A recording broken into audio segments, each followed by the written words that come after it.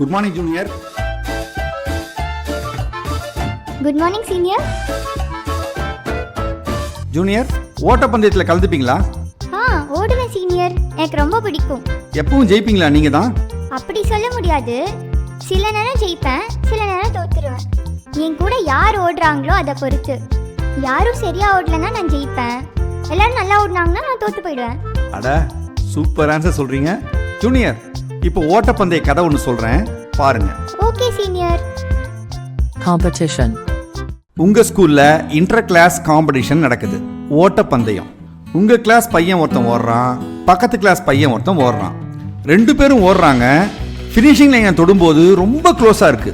யார் ஜெயிச்சான்றதுல குழப்பம். ஒரு செட் ஆஃப் ஸ்டூடெண்ட்ஸு உங்க பக்கத்து கிளாஸ் பையனை சப்போர்ட் பண்றாங்க, உங்க கிளாஸ் பசங்கள்லாம் உங்க கிளாஸ் பையனை சப்போர்ட் பண்றாங்க. அங்க ஒரே குழப்பமா இருக்கு. நீங்க தான் ஸ்டூடெண்ட் ரெஃபரி. யார் ஜெயிச்சாங்கன்னு நீங்க தான் சொல்லணும்.